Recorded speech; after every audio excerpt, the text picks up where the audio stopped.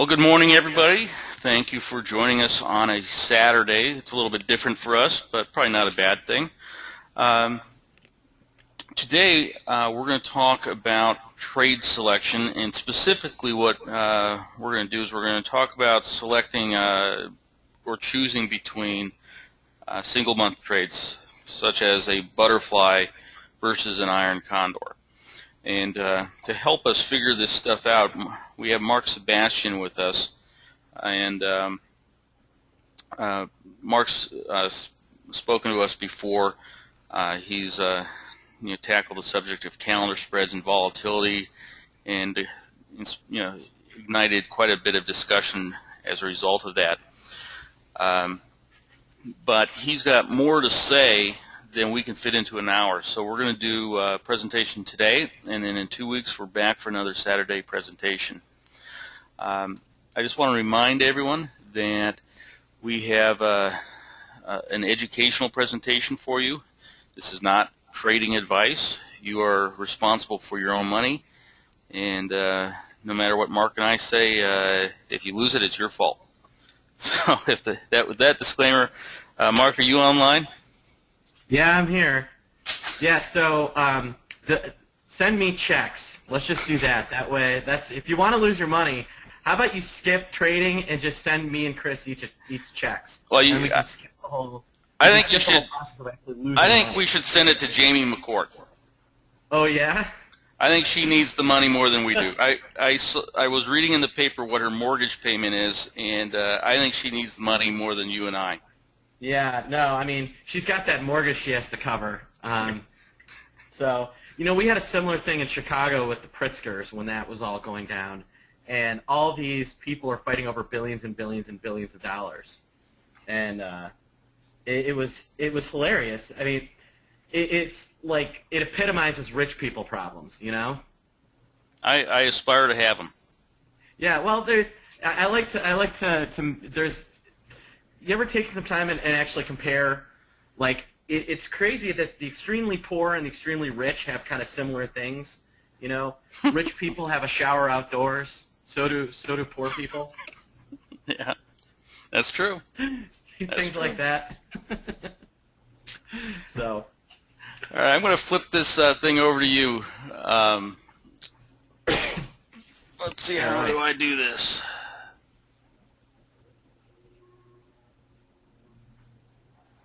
I think you should be the presenter now, Mark. I am indeed. Oh, there we go. Okay, so what we're going to talk about today is I'm going to debunk a few myths. I'm going to try and kind of relay some truths to you guys. It doesn't do me a lot of good, and Chris, I think you'll agree 100%, for me to tell you how to do things. What I want to do is to force you guys to explore how to do things, how the right way to learn how to trade. I want to inspire you guys to force yourselves to learn more. And in doing that, I'm going to show a couple of little tricks that can give you, if not an edge, can help you get an edge, which is really what option trading is about. All right. And selecting the proper trade, there is no right way.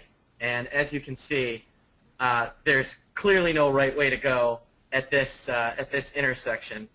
And all I meant by that is there's no absolute concrete way. There is a best way often, or a most favorable way, but there's no right way. Does that make sense? Why do we trade? Traders, we are out to make money. Is making money easy? Okay? Well, let's think about that for a second. Is being a lawyer easy? Well, at least at first, no, right?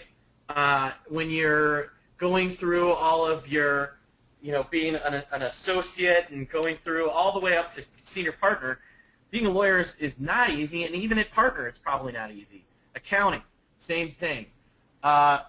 Construction.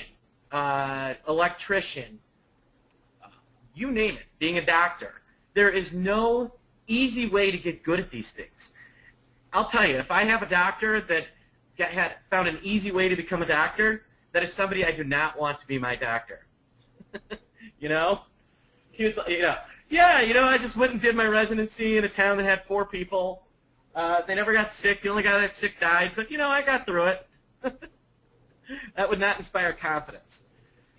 And trading's the same way. It is not easy. Trading is hard, okay? When people call up Option Pit and I'm talking to them, one of the things I explain to them is that this is something that is extremely difficult and you may likely fail at. Now, I'll give you all the tools to make you good at it, but as I've stated in the past, a carpenter could walk in, hand me all the best tools in the world, all right? All the Stanley and DeWalt tools in the world, give me the perfect instructions on how to build a deck, and I still would not let my wife or child take a step on that deck because it would likely fold underneath their weight. Not that my wife is heavy; it's that the the deck would be that weak. All right, and then you can see baby's first trading profits. So no, trading is not easy. We trade to make money, but it's hard. Okay, and it's something that you have to take the time to work at. Myths, all right? You don't need to understand option theory to make money. Other than betting directionally, that is just bold-faced, that is just not true, okay? Somebody tells you that you don't need to understand the math and that you don't need to understand how options really work. They're either ignorant or out of touch or stupid or lying or any combination of the 4. Okay? It's one of the things I like about Chris so much is that the Option Club really encourages people to learn and to force themselves to go after some of this stuff. It's something that's I really like. Okay? Trading is simple. Just follow these rules. Okay? No matter how good the plan, traders should never have rules, all right? A rule implies some sort of infallibility, okay? I don't know about you, but there's basically nothing that is truly infallible, nothing that can truly not be wrong, at least of this earth, okay? And so any type of rule where you're following the plan, it can work 90 times out of 98 times out of 100. The 2 times it doesn't work, I'm guessing can wipe out the entire other 98 times. So rules are not something that traders should really be looking for. All right, and then this is probably my most hated one. All right, trade the same trade every month over time. You will make money. All right. You trade the same trade every month over and over and over and over and over again. Do you really think you'll make money over time? Really? I mean, how does that make sense? It sounds great when you hear it, but it doesn't. There are times where a trade is just not going to work. All right? And those times where trades don't work, you're going to get into trouble. And that trouble will wipe out what you made. One of the ways I like to liken it to is you drive every morning, okay, when I get up and I drive to work, I go down Southport, I take a right on Irving Park, and I take Ashland to Clybourne, Ashland to Elston, and I get off at my office, okay? If there's a bunch of road construction on Ashland, I'm going to just take Southport up to Webster. I'll take Webster down to Clybourne, and I'll come back up and take North Avenue back up to Elston and come around the other way. Trading's the same way. You can trade a similar trade 10, 11 months out of the year, but when you're presented with signs, with road construction signs, go another route. Okay? Truths. Okay? Trading is hard. All right? There is no easy way out. Okay? There are no foolproof rules or systems. All right? There's one thing that can put the option trader at an advantage: finding edge. Okay? Now, finding edge for everybody is different. For a market maker, finding edge is buying on the bid and selling on the offer. Okay? For a retail trader, the edge is you. You are the edge. Okay? And the edge that your average retail trader needs to get is being better than 99% of the rest of the retail trading world. And that is your edge. If you're better than about everybody else that trades retail, you will make money. Okay? And one of the ways we can find an edge is in selecting trades. Okay? All right. Trading. All right. When I say don't have trading rules and don't trade the same trade every month, I mean it 100%. Okay? But I want you to trade with an approach. Okay? When I am sitting on a chunk of cash, I'm looking for these type of occurrences, and then I might enter a calendar. If I see these types of occurrences, I'm going to enter a condor. You know, I'm looking for the right conditions. Okay? Conditions may be favorable for a condor 11 months out of the year, but the 1 month where they're clearly not favorable, the 1 month where they're just clearly not favorable, that can be the difference between a good trading year and a bad trading year. Chris, quick question. If over the last 5 years we could take out your second to worst trading month out of every 5 years, how much better would your returns be? Not even your worst trading month, your second worst trading month. It would be quite a bit better, probably at least 5–10% better. Exactly. And you know, you may not be able to avoid your worst trading months because a lot of times those are systemic. But if you can cut out your second or third worst trading month every year, you will put yourself in so much more a favorable position. Okay? All right? So trade with an approach. I am looking for these sets of conditions, and then I'm pouncing. Okay? Trade with guidelines. There's a big difference between a guideline and a rule. Okay? This is how I generally manage. But if I see something like this, I do this. And hey, if the world really goes crazy, I may do this. Okay? And that's really a set of guidelines, not a set of rules. You have some flexibility, some malleability that is really, really, really important. All right? So do not trade with rules. Rules were made to be broken. Okay?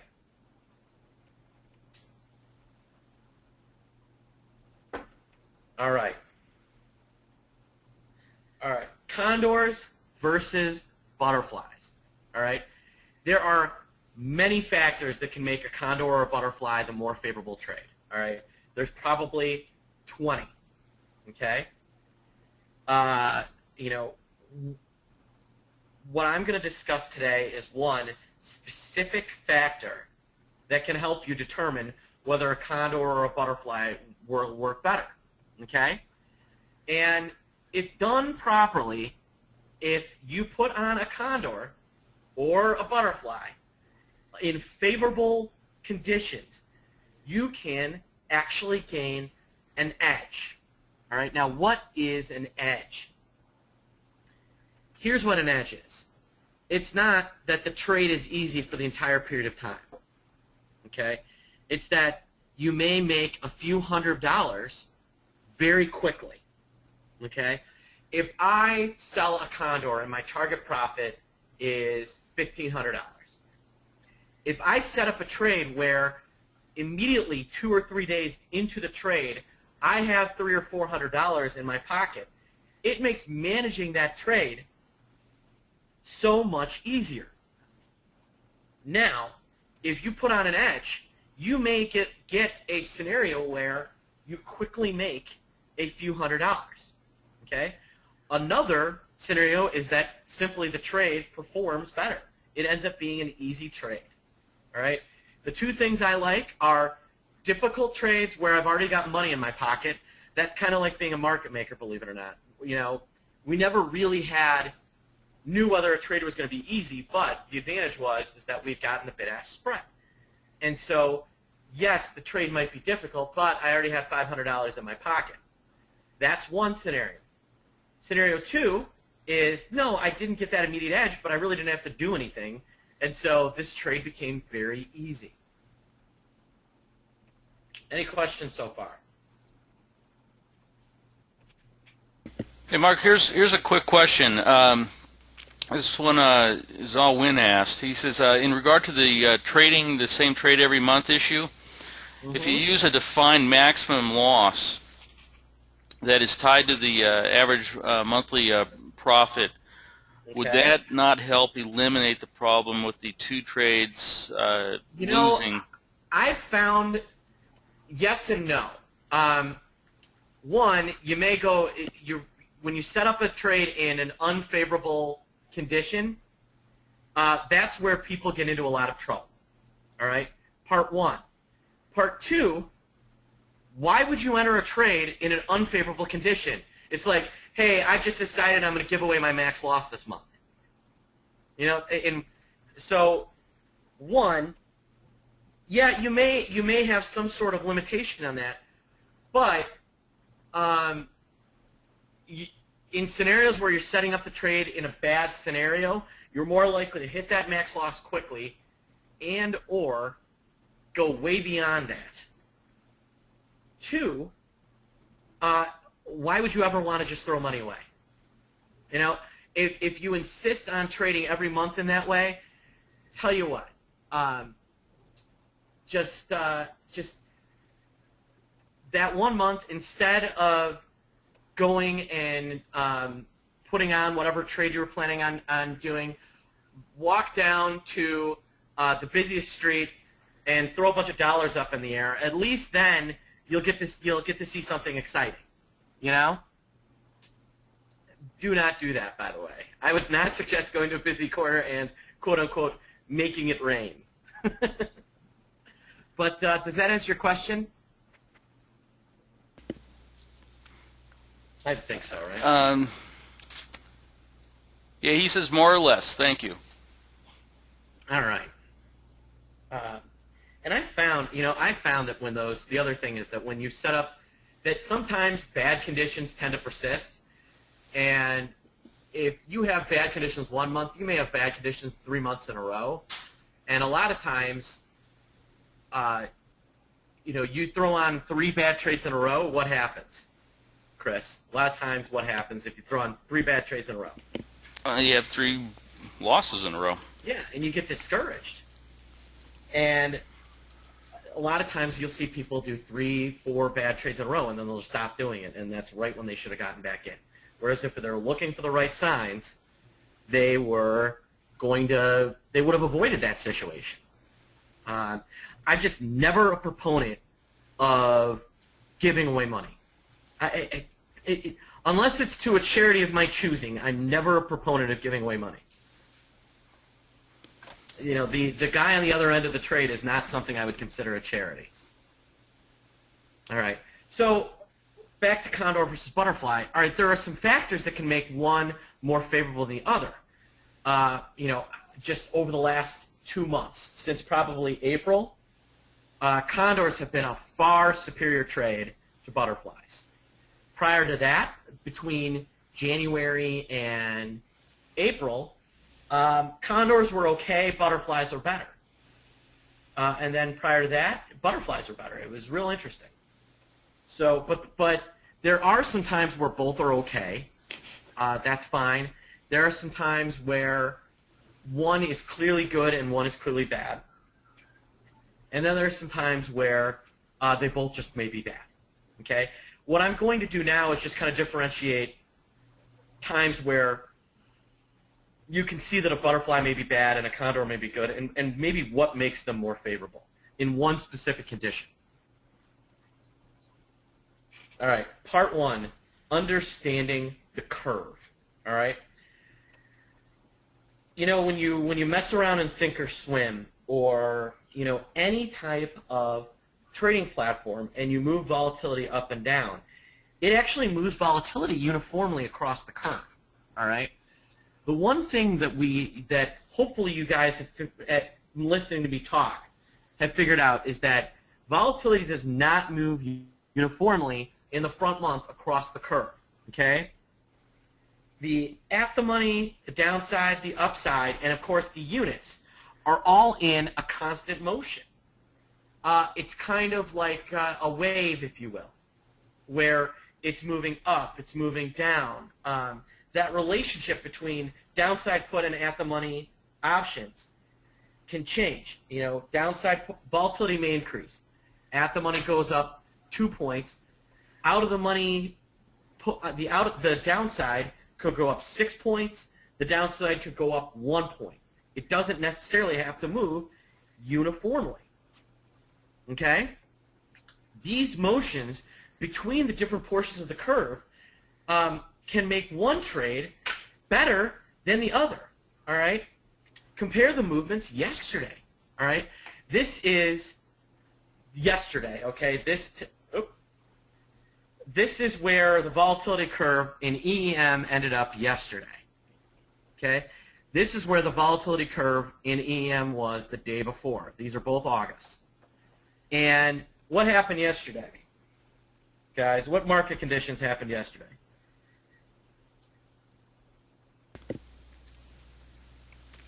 Everybody's sleeping out there. Well, volatility got smoked. All right? It got smoked like a cheap cigar. Okay? And just in looking at the curve, you can see how the curve moved. So let's start with the 39s. Okay? The 39s ended up kind of being, let's just call it an average at-the-money option, just for simplification. And on Thursday, the 39s were about a 31 volatility. Okay? On Friday, at the end of the day, the 39s were still about a 31% volatility. Okay? The 38s were about a 34% volatility. The day before, the 38s were a 33. Here's the 36s. The 36s on Thursday were at about a little under 38. Well, guess what? The 36s didn't really move. How about the upside? The 41s on Thursday were about a 28 vol. On the end of the day, Friday, the 41s were actually a little above 28, so it probably went up about a half a point. The 42s, you can see the call side actually flattened a little bit.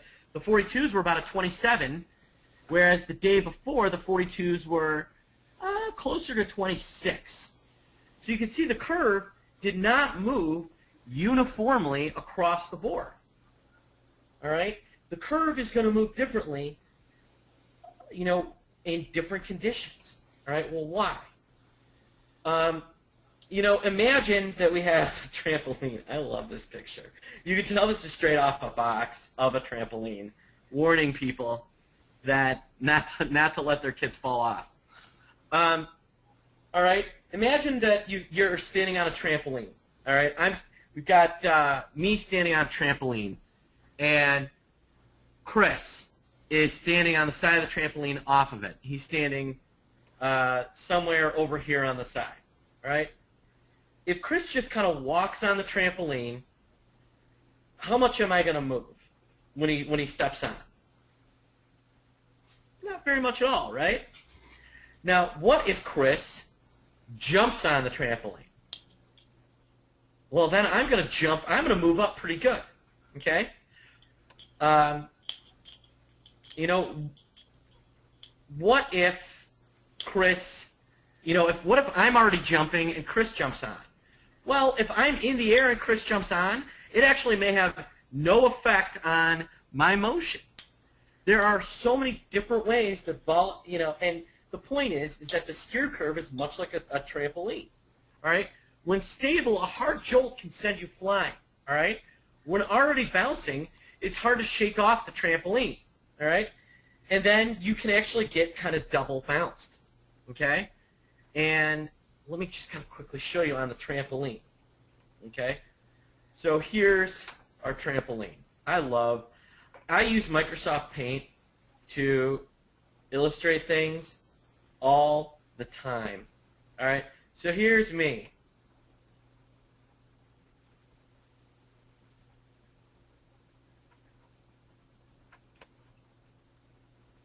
There's me. Here's Chris. Chris is standing on a little chair. And here's Chris.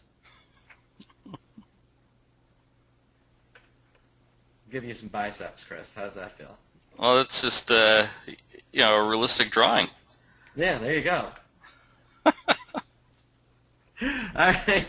So now, if Chris just takes one little step, all right, he just kind of goes, ooh, I'm going to take a step on here.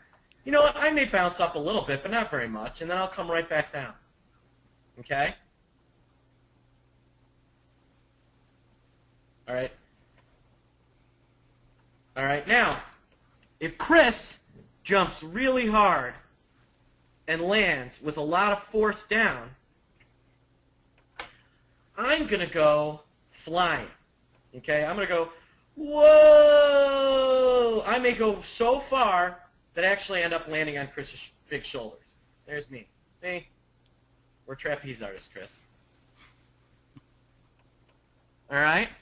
And that's the way options work. All right? So here we have a volatility curve.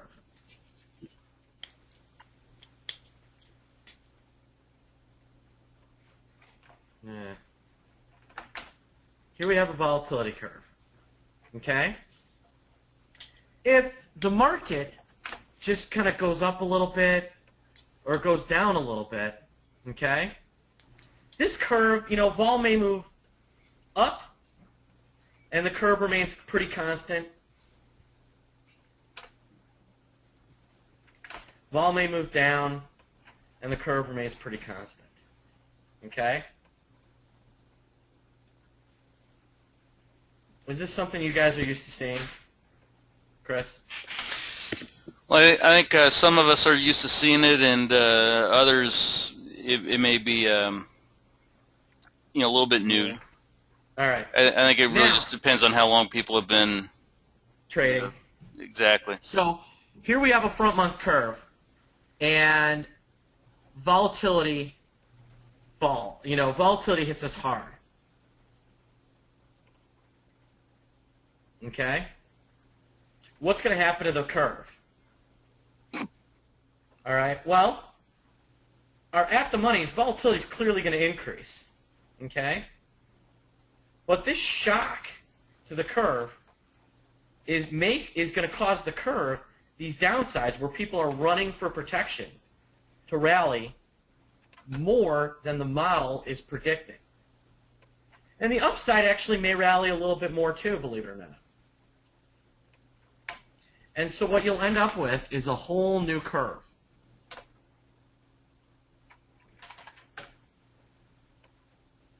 I'm having problems with my mouse. I don't know why it's giving me issues.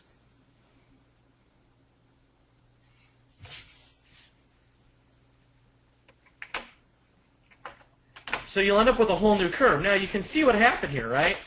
At the money, vol went up.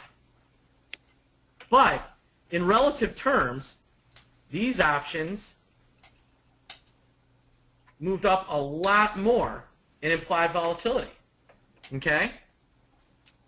This is called option view. I'm sure you guys are somewhat used to. What the? Why am I offline? Here we go. All right, well, we'll use Thinkorswim.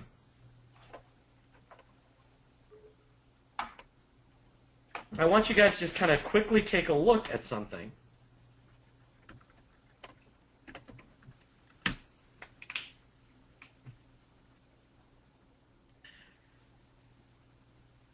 We're going to go into ThinkBack. For those of you who haven't seen ThinkBack, it's actually not a bad little tool just for your basic analysis. And we'll look at we'll look at EM again. I like EM. And we'll go back to what do you think, Chris? You want to go back to the flash crash or Yeah. You know, we can go to wherever you guys want. Let's go to the flash crash.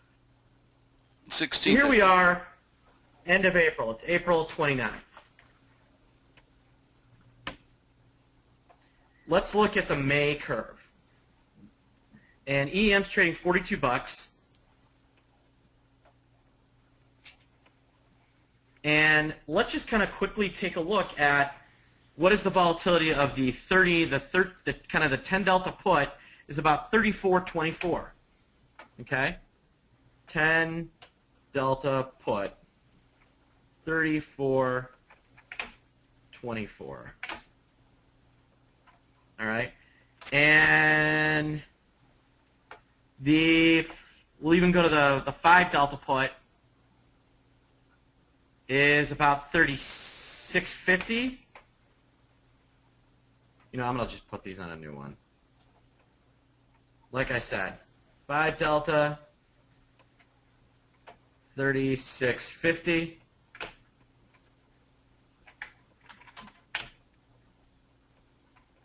Uh, 10 delta, 34.30. And our at the money is about, what? Well, we'll call it 25.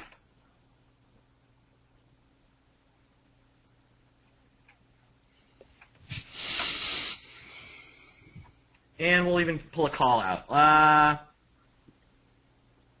17 delta's call is about 22.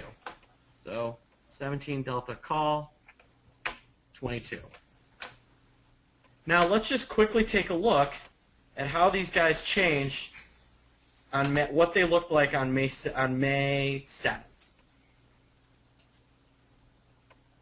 So the market's had a day to kind of get its stuff together, and this is the end of the day. Okay? You'll notice that the 39s, which was our at the money, went to about 41. Oh no, what was our at the monies before? Was it the 42s? I'm sorry. The 42s went to about 38.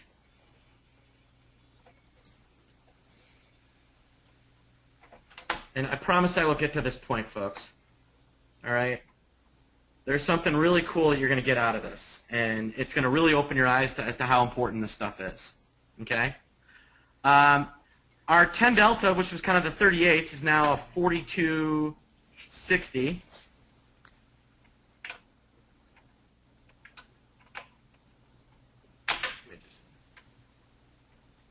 And I think our 5 delta was like the 37s. Those are like a 45.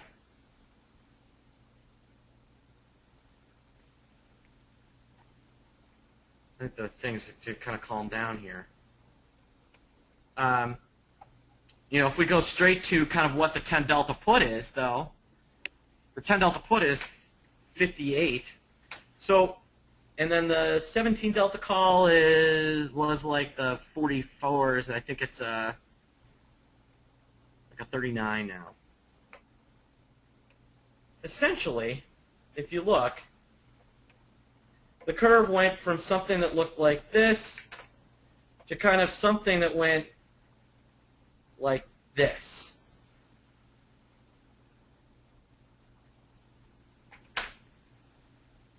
Of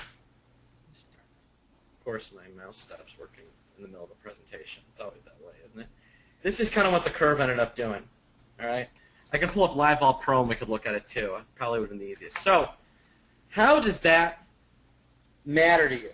All right? Well, when we see I'm going to show you guys this, but depending on what the skew curve is doing, it actually can make a butterfly more or less favorable than a condor. Okay?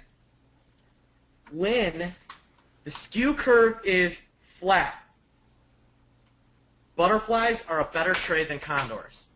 When the skew curve is steep, condors are a better trade than butterflies. All right? I'm going to show you why.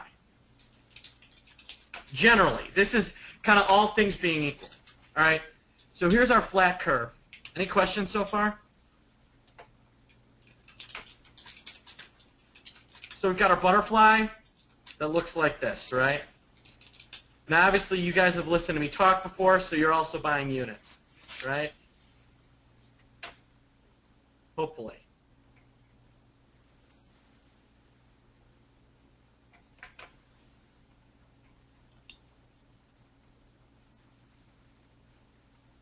That's a basic butterfly, right?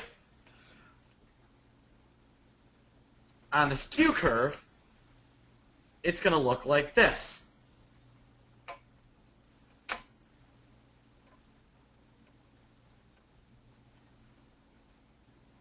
Okay?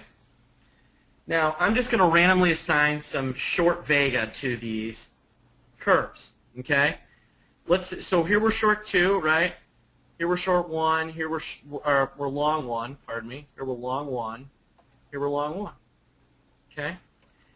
At our center strike, we're short 300 vega.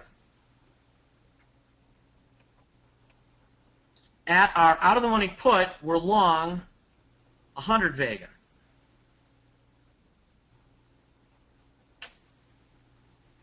Our way out-of-the-money put, we're long 50 vega. And our out-of-the-money call, we're long, let's say, 80 vega.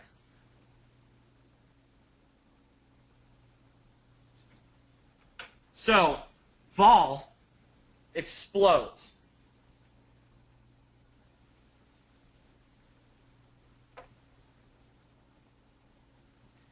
And our new vol is right, our at-the-money vol is here. And vol at the money is up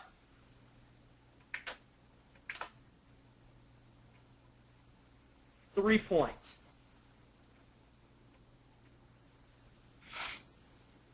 Now, what will happen is that this guy moves more than that, and this guy moves even more. Our new skew curve is like this. So our out of the money put is up 5 points. We'll say, yeah, 5 points. Darn it.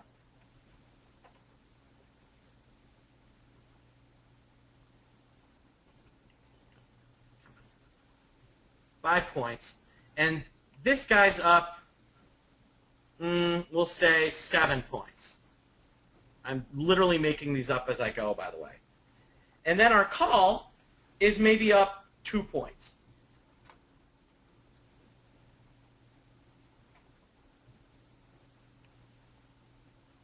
So our new skew curve is as follows.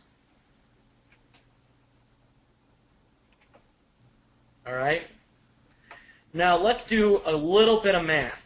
All right? How much money did we make? Not from price movement. This is not from price movement that we're talking about. This is pure volatility. How much money did we make on our long calls to the upside? 160, right?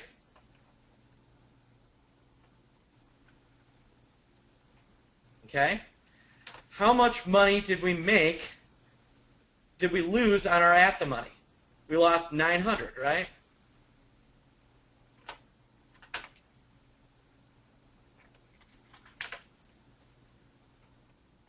And how much did we make on our out of the money put? We made 500.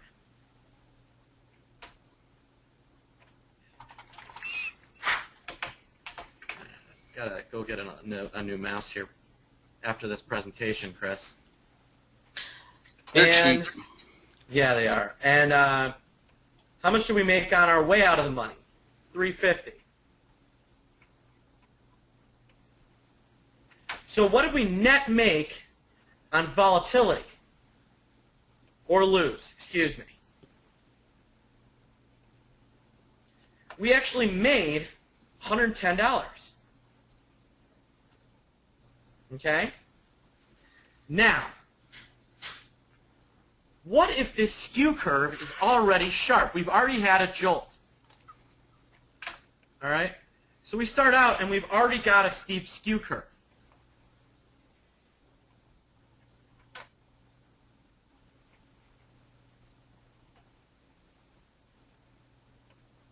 Okay? When volatility goes up this time,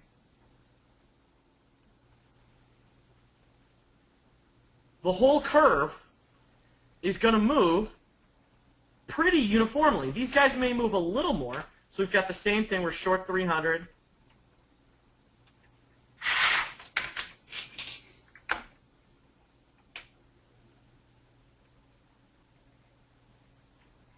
We're long, what, 100? Long 50. And long 80.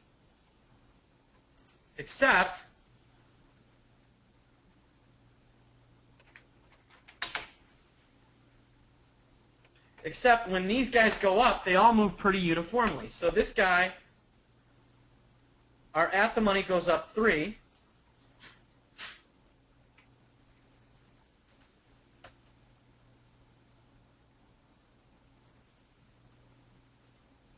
You know what? Goes up 3.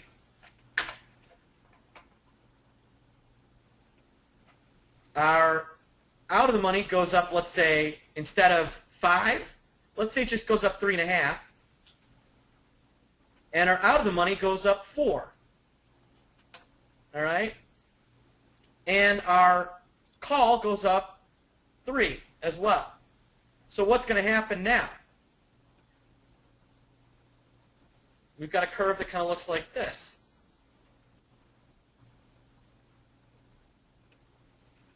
How much money did we make or lose on our things? Let's see, we made 200. We made 200. We made 350. We lost 900. And we made 240. Now how does our position look? Well, let's see, 550 plus 240 is 890. We actually lost $10 from Vega. And that's because our curve stayed the same. Our curve didn't really move.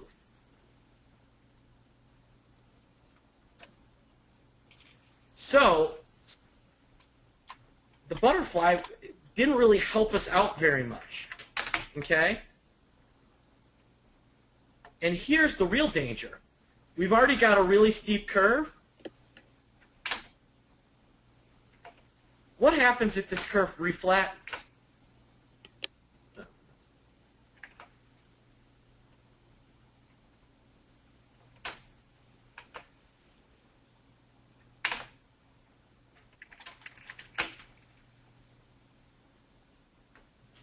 All right. What happens if our curve reflattens? We're actually going to lose more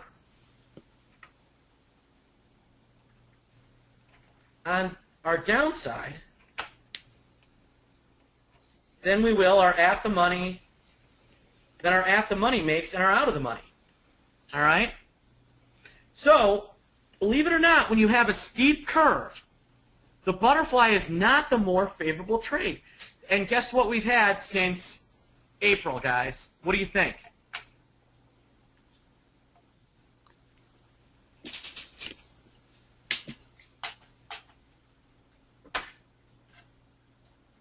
What do you think? Everyone's saying steep curves, Mark. We've had a super steep curve. And how have butterflies been performing?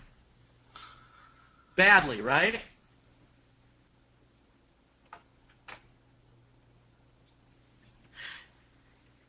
Now, here's the caveat, though. You've got a steep curve, and vol's high. You still want to sell Vega, right? And I don't think a lot of us want to sell naked strangles or naked straddles. Well, guess what? the neat thing about the Condor is that the strikes are very close to each other. And so, believe it or not, they actually move more predictably with each other.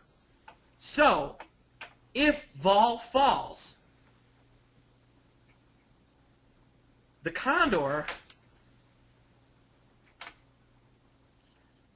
will actually make more money from a fall in volatility than a butterfly when skew is steep. A butterfly will make more money in a fall of volatility when skew is flat. This is why I always like to tell people a butterfly is more of a price movement trade and less a vega trade. And condors are really a vega trade. So if you really want to purely get short vega in the current market conditions with a steep skew, a condor is actually a better trade.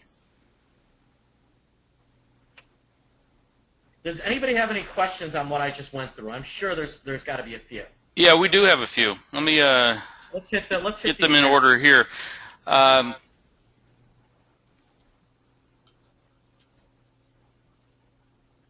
right. I'm going to paraphrase a few of these because some of them are touching on similar things. Okay. One problem would be defining the conditions. Yeah. And then let's say some of these are in broken. It's like reading text messages.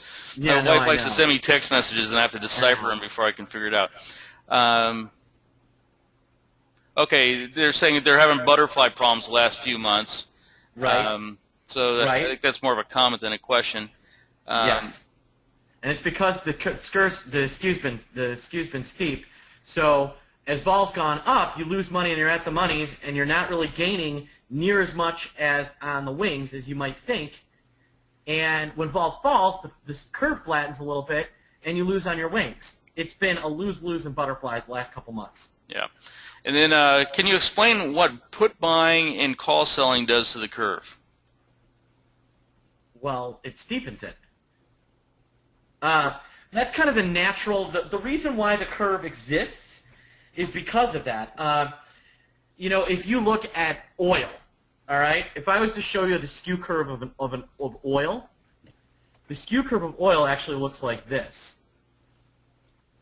All right? The skew curve actually on VIX options looks like this. All right? And it has to do, whereas a stock or an index curve always looks like this. And it has to do with kind of what the whole world is. All right? Think about CalPERS. You know, do they go in and short, just go in and short stocks? No. They're actually one of those big, huge investment funds that thinks it's evil to short stocks. So how do they have to protect themselves? Well, if they can't short stocks, what do? Pretty simple. Buy puts. Well, I don't want to just buy puts all the time. I'll lose all this premium. Well, I'm going to finance it by selling calls. So believe it or not, the collar, the natural hedge, causes the skew curve. In oil, think about it. Are the airlines worried about the price of oil dropping? No. They're worried about the price of oil running up. So they're out buying calls. How do they finance those calls? They sell puts. Volatility. If you're short premium or even long stock, are you worried about volatility going down? No. If you're long actual underlying, you want volatility to fall because that means the market's probably rallying. How do you protect yourself? Easy. You buy protection against volatility increasing. So that's how the skew curve actually is formed. Does that kind of answer the question, Chris? I think it does. I think you said exactly what I would have said. Mm-hmm. Here's a couple. When you say the same trademark, are you talking the same option strategy, such as a butterfly condor, or are you talking underlying? Both. I do an IBM calendar every month, regardless of conditions. Bad idea. I do a calendar every month because I can find, I do a calendar every month in either IBM, Walmart, Google, Intel, or Apple, depending on which one presents the best opportunity, unless none of them present a good opportunity. That's what I want to hear. Does that make sense? I think it does. Yeah. I'm just trying to rattle through these. It's okay to be looking to do the same trade every month, or a similar trade every month. It's a bad idea to just unilaterally do something. People that say, I go in at 45 days, my rules say at 45 days I sell a Condor. Bad idea. Okay? What if at 46 days or at 43 days conditions are awesome for a Condor? What if at 55 days conditions are awesome for a Condor? I put on a butterfly at 36 days regardless, in rut, and it's 50 points wide. Awesome. You know what you're doing? Setting yourself up for disaster. So that's kind of my, inside of 40 days, I start looking for these conditions to sell a butterfly. Okay? Once I see those conditions, I enter my fly. I think that is really the right approach.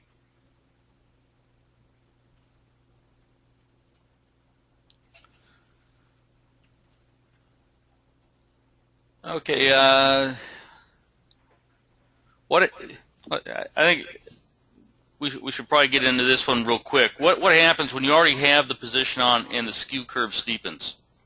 You've already got a butterfly and the skew curve steepens? Or a condor. Basically, they're saying what happens when you're in the market and then the skew curve changes on you. Yeah, well, that's a good question, and that's really what trading's all about. The good news is that assuming you read the conditions right, you're actually in a more favorable position to manage the trade. Okay?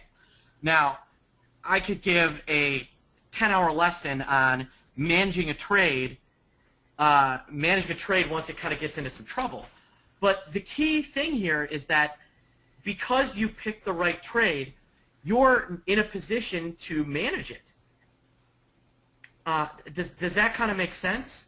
I think when you're watching, I think everyone here probably watches price. They all watch the stock charts, and you get a sense for what stocks do. But I don't think most retail traders watch vol. Right. I mean, not maybe they watch the VIX, but they don't really watch the horrible measure of volatility. Right. Exactly. But a lot of retail traders, they're not even aware of what a volatility skew is, or how to visualize it, and they don't really. It's just not part of their thinking. Yeah. But if when you sit down and you start looking at a trade and you say, well, gee, the market might go up, the market might go down, and this is what I'm going to do if either of those occurrences take place. Or you might look at where price is and say, I think the odds of the market pushing higher at this point are lower than the odds of the market selling off. So I'm going to add negative delta to my position in anticipation of that happening. Right.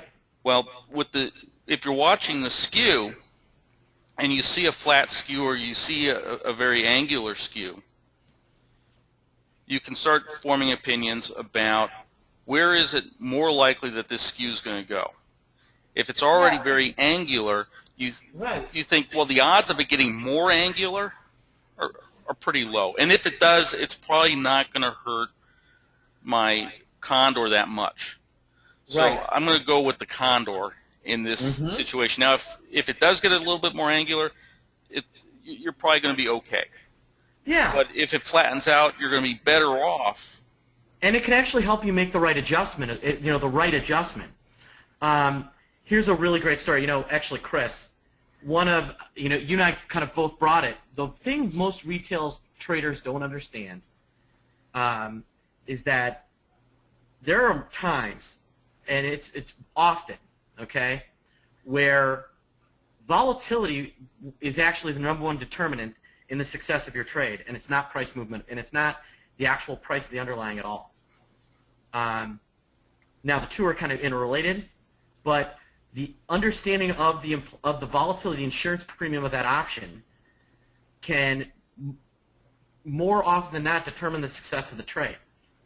And in a classic example, one of my really brilliant students.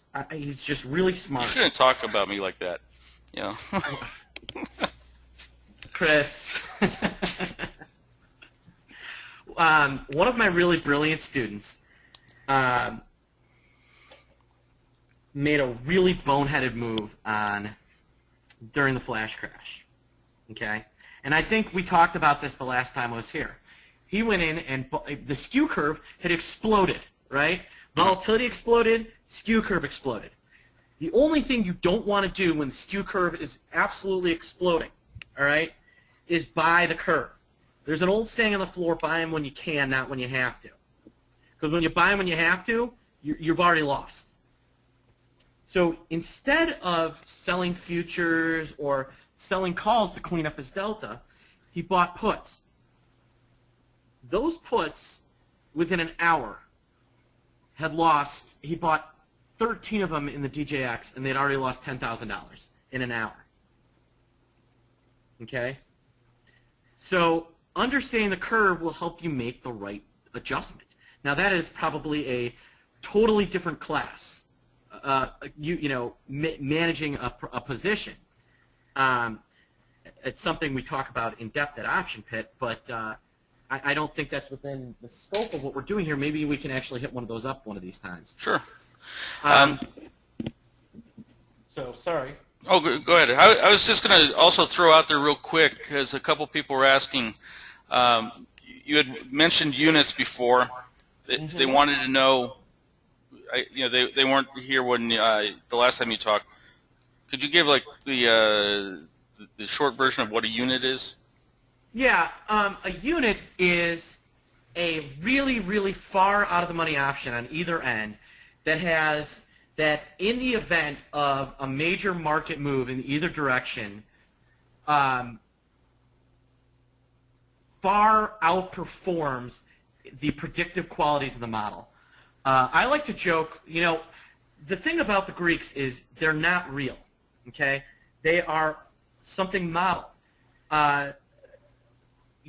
Think of the Greeks as kind of a constant computer simulation telling you how your position will perform right in this moment based on conditions. It's not really that great at predictive. It's kind of like, I like to joke that the model's kind of like Jay Cutler, okay? Great in between the 20s, but the 20 deltas in this case, not the 20-yard lines. But you get outside those 20 delta options, and the model starts to kind of fall apart. And especially with these really cheap options, in the SPX, it's probably an option that would be about $2 or $2.50.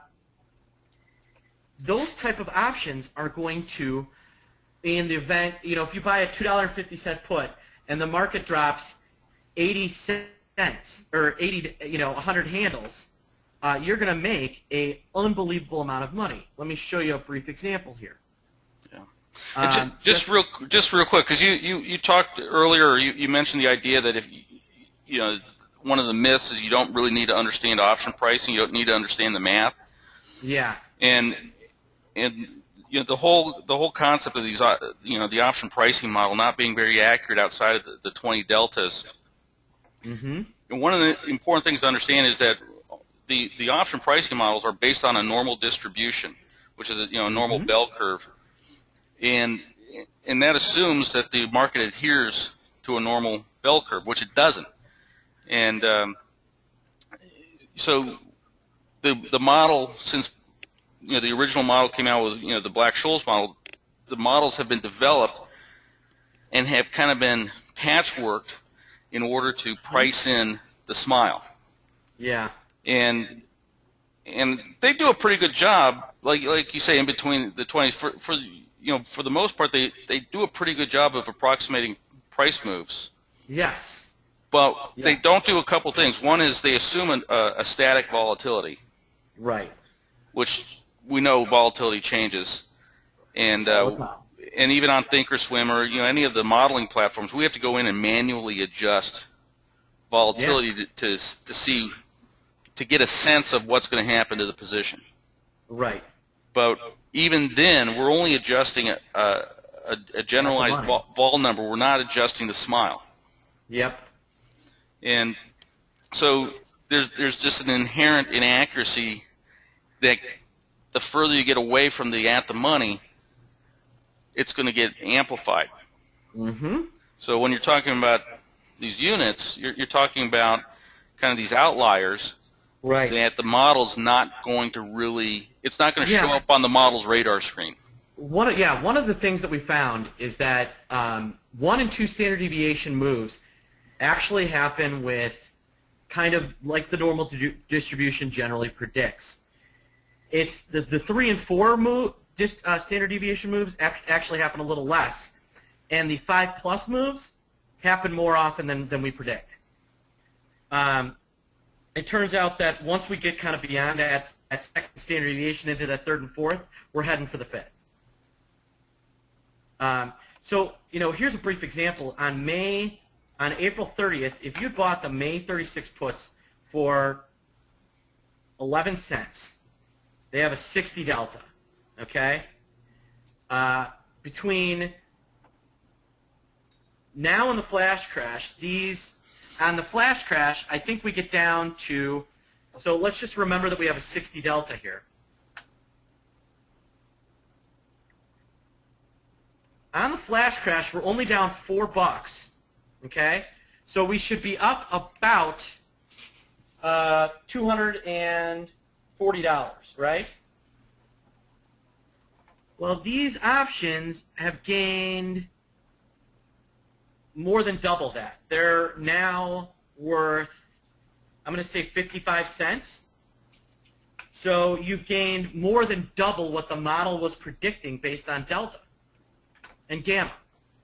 And that was actually one of the real keys of these units. And I actually I used to have a piece on my old website on Option 911. That actually, Option 911 is now the Option Pit blog. But I also did write a piece for Option Zone recently.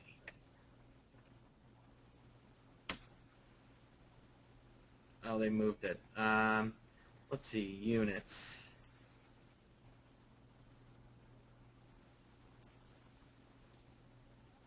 I may have to find it here. They might have. Let's see.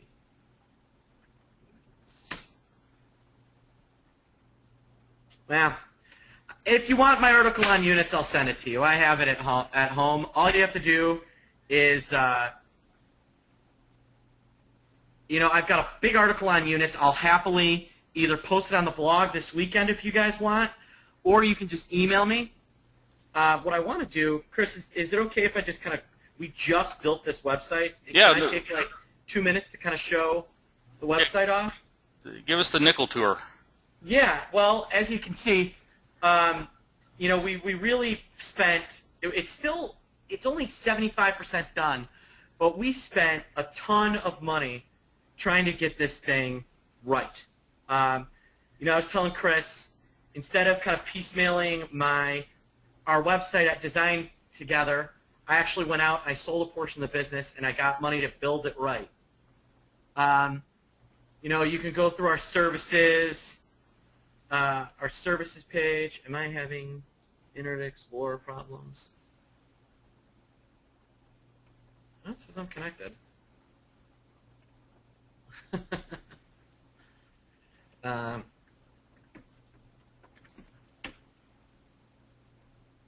There we go. So we've got all these different services that are available. Our Level 1 is right now anybody can sign up for a free account. What you get is every morning, probably starting next week, probably Monday, I'm going to talk for about 10 minutes in the morning about what's happening in the marketplace, what's happening with volatility, what is happening with kind of some individual equities in their volatility, and I'm going to kind of talk about maybe a little bit getting into structure or how the general volatility sphere is affecting the marketplace. Our next step up is what we call the pit report and web access. What that gives you is every day, middle of the day, I'm going to talk for 45 minutes. We're going to structure trades. I want to get long Apple, but I want to be short Vega. I will spend 45 minutes looking over different types of builds to put together a position like that. We'll talk about the ups and downs of each of those. Iron condors, butterflies, delta neutral. We're going to really primarily focus on that.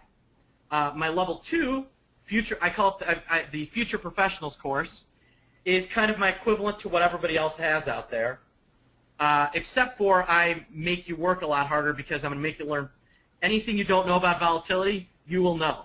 Okay? I want you to be able to sit down and kind of figure out how this market works and why options move the way they move. The neat thing is I designed it, I structured it to make it really inexpensive because I'm trying to not drain out people's trading accounts to learn how to trade. Kind of defeats the purpose, right? One of the things is I've got a $30,000 account, and I spend $6 or $7 grand to learn kind of whether or not I'm good at this. It doesn't make a lot of sense to me. So we figured out a way to charge $2,500 instead of $6,000. Because Chris Smith and the Option Club are friends of mine, and I really like working with you guys, if you mention you're an Option Club, you have to call me for this, but if you mention you're an Option Club, I take 10% off. Right? So it's actually $2,250. So we're talking probably a third of the price at that point. Then we have my professional traders membership. It is the only one of its kind out there. There's some lofty requirements beyond your check having to clear. But if you are a serious trader and you're trading on portfolio margin, this is probably the only option course available specifically designed for you. So if I sign in, I should probably spell account right.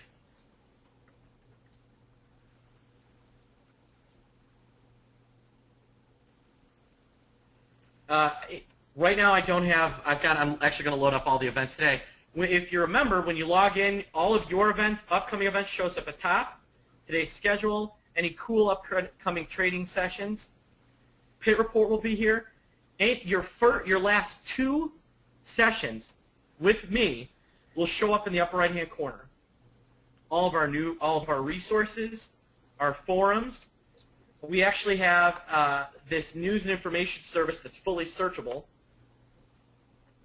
So you want to see different trades that went up in Intel. Well, on Friday, you can see that we had the August 22 puts 1500 trade at $1.29. You'll be able to find all these cool news and information that's really designed around option traders. We're actually going to have another news service come in here called Equity Arb as well. The full schedule will show up here, all of your resources, forums just getting started, but we've already got some people talking. This is the kind of full-on version of Newsware, and you can see here's some big option blocks. Any of you guys have any specific ones that you like to trade? Google, GE, even SPX. We're going to have a kind of a database of our pit reports. You'll be able to read the blog directly from inside. You can see I wrote an Option Club blog yesterday. And then and that's going to be kind of the ins and the outs of the website. we're going to be adding more to it, but once we have kind of everything in, this thing is going to be an absolute beast. And the final piece of the puzzle, this is just about to get done. We've actually solved the synonym problem with searching for information. Chris, one of the problems we used to have at my old job was that if I was looking for iron condor, if I typed in condor to look for something, nothing with the term iron condor showed up. Or if I typed in butterfly, and somebody had written in the description iFly or fly or ironfly or anything like that, the search couldn't find it. We've actually managed to fix the search. It's a smart search, so that if you type in butterfly, it will pull in iron butterfly, iFly, fly, bee fly, butters, you name it. So we've really put in a lot of effort into making the interior of the website really, really high quality. Now, as always, the blog will continue to be something I'm updating every day. You can sign up for reading it. If you sign up for the free webinar, you may get an email from me every now and then, but I'm not going to sit there and bombard you with phone calls or emails. By the way, I don't know how we found this actor. It was the luckiest thing in the world. We said, we're looking for a guy that kind of looks like George Clooney. And then literally she sends me a list of people, and there's this guy who looks exactly like George Clooney. So that's kind of our story with OptionPit. We're offering, like I said, the 10% discount on our services. We do actually, final point, we allow you to pay over time. For an extra $5, you can pay upfront, or you can pay 6 payments of $500. So we let you pay over time. So it's one of our things is that we never understood why we need all that cash up front. Anyway, so for more information, or if you have any questions, please visit the blog. Call me, 888-TRADE-01, or shoot me an email. I am happy to talk to you and spend whatever time you need to get some clarity on the subject. Hey, Mark, do you still have a Thinkorswim up? Yeah. Can you pop over there, click on gadgets? I have a number of questions asking how do I see the volatility curve, where do I go on Thinkorswim to find the volatility curve, all that kind of stuff. Yeah, this is the gadgets thing is nice, because this is actually the volatility curve. Now, the issue is that this thing is moving constantly. So what I sometimes do, and this is actually, in my opinion, kind of an easier way to do this. Are you having any trouble hearing me, Chris? No, I can hear you. All right. What I do, I actually have a program called LiveVol Pro. We've actually arranged for a bunch of discounts for our students as well, by the way. I do 2 things, all right? I calculate the percentage that the 10 delta option is over the at the money option. So, the 10 delta might be 135% of at the money, all right? And I also keep track of the hard spread. The 10 delta option is 15 points higher than the at the money. And I would put that in an Excel file and just kind of keep track of it. And when vol is a little higher, the percentage one is a pretty good indicator. When we get really, really low vols, I think the best way to keep track of that is the hard spread, because when you get a vol of 17 for your at the money options, the 10 delta put may be 22%, which is really low. but as a percentage of at the money, it's almost 150%. So the two things I look at is kind of the hard spread and the percent. So that's really what I pay attention to when I'm doing that. I think it's easier than even looking at these widgets because this moves around so much. Although if you actually are dedicated and you are willing to every morning look at the skew curve, okay, and keep track of what it's doing, you will find that to your advantage. I mean, the amount this will, keeping track of vols every day will improve your trading, just right there in and of itself. And your knowledge of how the market works will make you money. Wouldn't you agree, Chris? Oh, sure, absolutely. Yeah. And the more you know about, the more you see what's going on kind of underneath the surface, the better equipped you're going to be to kind of structure a trade. You know, I was just looking at these comments, and it's kind of reassuring because there's some people out there who are getting it. Right. Got someone who said, you know, it's interesting because what's happening is you have a butterfly, which is a negative vega trade that actually makes money when implied volatility goes up. Yeah, if you buy a few cheap units, that's absolutely true. One of the, famously, one of, going into the crash, I had a bad feeling about this. It's better to be lucky than good, Chris. Here's what I'll say.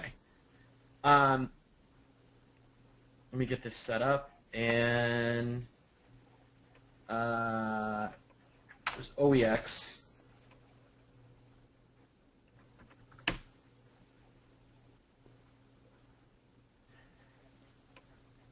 And I'll just kind of briefly show this.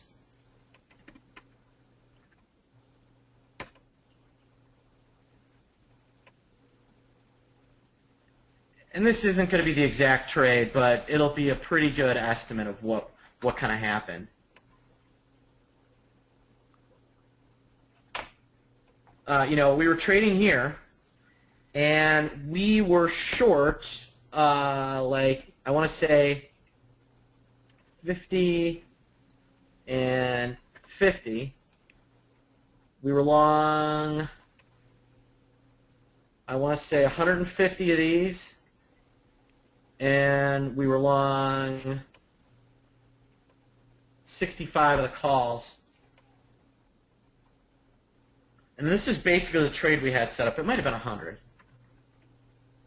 I think that's pretty close. And we may have even flattened the delta. I mean, we may have had a flat delta. I'm sorry if I don't remember exactly what we were up to, but it has been a. Yeah, I think this is probably about what we look like. Okay, might have had like 125.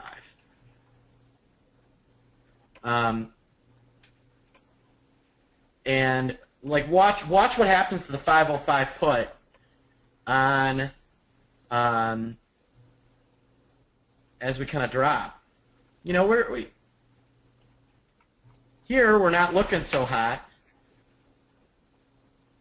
Here we are on the 5th. I'm going to bring this down to, you can see the market's starting to tail off a little bit. We had made some adjustments here. I'm not going to really spend a ton of time on it.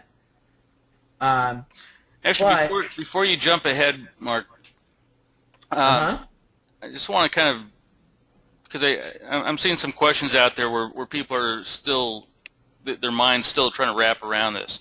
Okay, let's hit it. There's this column here, the MIV column, which is the implied volatility. And each option there has its own implied volatility.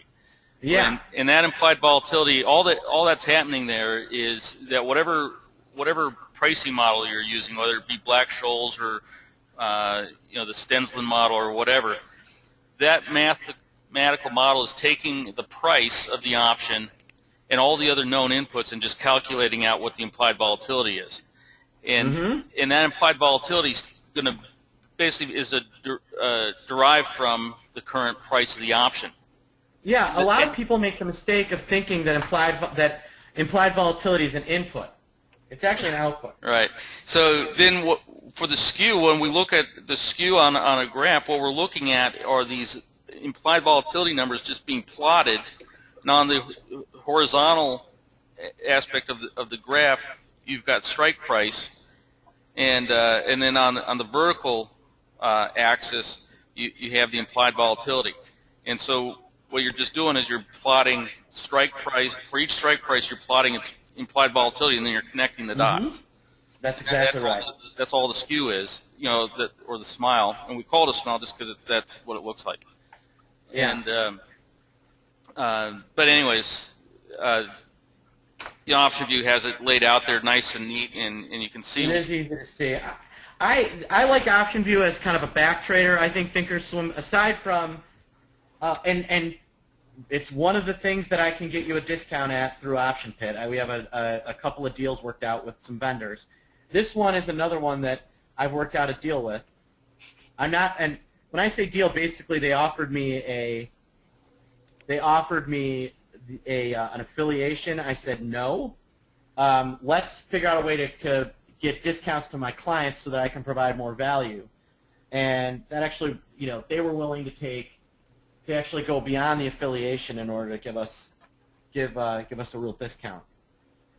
So this is actually the curve. You actually can watch it move.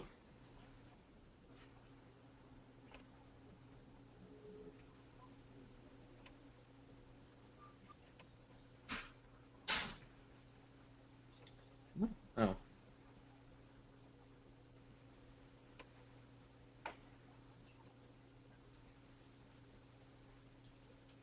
And you can see it get flatter.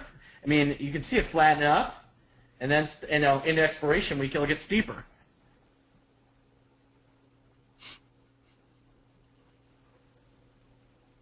So sometimes you have to keep track of what's what. So anyway, just to kind of briefly kind of show what a unit can do. You can see we're long 125 of these guys, and let's take a look at what happens into the crash. I know we had made more adjustments than this, and we had a slightly varying position, but here we are, May 6th.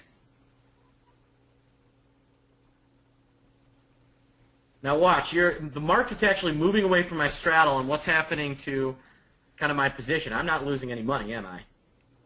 This is kind of our gain-loss here.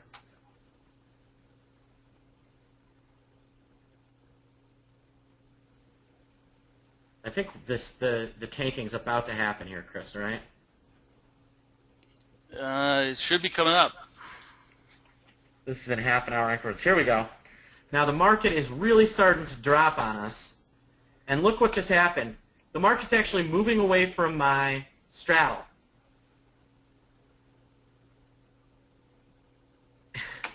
I just made $10,000 while it moved away from my straddle. And that's because these puts exploded.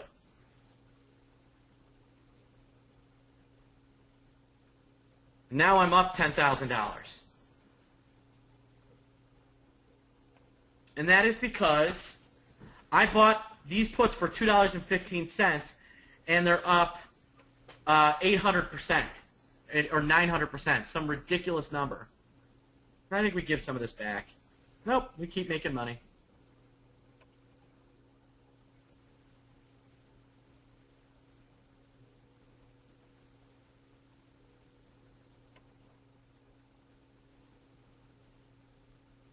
Yeah, see, I think this is when we bolted on the trade, and it wasn't exactly this type of trade, but we actually did have something like this on, and you can see, those units. Yeah, you know what? The 540 put, I sold that 540 put at $8.20. Okay. And it's now worth $40. I basically sold the straddle, right? At what did we sell the straddle for? We sold the straddle for about $18.10, and the straddle is now worth $40. $42, $43. So the straddle lost about 300%, but our long puts that we were overweighted made 900%, and we had a lot of them, and so we made an absolute killing. So that was kind of the story here on kind of the power of a unit, in case you hadn't seen it before. So any other questions? I'm sure we have more questions, but there are, but right? we are running out of time. Well, let's do this. Please call. Yeah. Oh. Well, I was going to say, if you want to, people want to forward you questions directly, you can certainly do that. I've also, you're on our message board as well, so feel free to post the questions on the message board, and yeah, I don't answer too much unless it's just something that I like to read the message board. I don't answer on it too much unless I'm absolutely compelled by something that is just blatantly scary to me. Yeah. All right. I think that I love your message board, but I don't want to be perceived as somebody that is answering to kind of to sell something. I mean, you see what I'm saying? I understand. Unless I it's really understand. important. But you're coming back in 2 weeks. I right? am, and we're gonna have even more fun with this. Now that we've done this, I may just spend another hour on the front month. We could do This that. might be 3 seconds. No, we're going to talk about kind of calendars, double diagonals. We're going to try and put, when do you do a single term versus a multi-term trade? When I say single term, multi-term, I mean a 1 month trade, a 2 month, a calendar, or a double diagonal type of trade, which involves multiple months, called terms. It's the using the term structure. So we're going to talk about front month skew, back month skew, and the interrelationship between the two, pick trades. And this is just one piece of this kind of trade selection puzzle where we try and get some edge. And it's a huge universe. And for this group to be in this, to be listening and understanding this, it puts you at such an advantage over the average retail trader. And that's really where you need to be. It actually puts you at an advantage of most market makers. And actually, I'll bet you this is beyond what a lot of these gurus are teaching. So I'm out to debunk a lot of things and to finally get people to really understand what's going on before they start spending a bunch of money. And I'm out to do it without draining your account. That's my goal. So. Well, right. let's wrap it up for today. Yeah. Because it's Saturday, and it'd be good to have some fun today too. Yes. Not that this isn't fun, but. Oh, I could talk options all day. And although I can see my wife's eyes glazing over. I was going to say I've got a wife and I've got a daughter, and they don't like options. Yeah. So we're going to cut it off here. 2 weeks from today, Mark's back. We're probably going to talk multi-month trades. Maybe we'll throw a third presentation on there if you're really motivated to do that, Mark. Mm-hmm. And but I hope we open some eyes up, and I think you said it at the beginning of the presentation. The goal is really not to give you a checklist or a series of mechanical steps to go through, but really to engage the mental gears and produce a few of those aha moments where you say, oh, so that's what's happening. That's why the butterflies aren't working. Yeah. And so then once you understand why they're not working, then you can start adapting and start thinking about, well, if these are the conditions, maybe instead of doing the butterfly, maybe I want to do the condor. And then we'll do the same thing with the time spreads next week or in 2 weeks. Yeah. Yep. All right. Yep. All right, Chris. Appreciate it, Mark. Have a great weekend. You too. Take care. Bye.